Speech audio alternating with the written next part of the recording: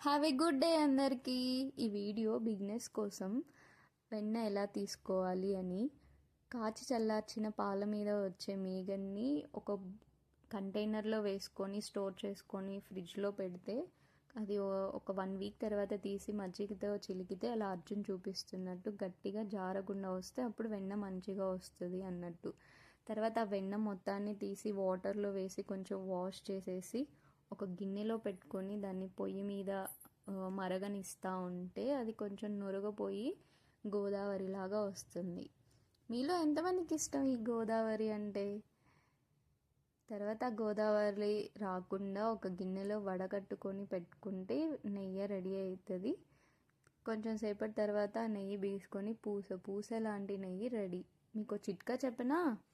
మనం వెన్న తీసిన చేత్తో స్కిన్కి అప్లై చేసుకుంటే స్కిన్ చాలా మెత్తగా ఉంటుంది, డ్రై అవ్వకుండా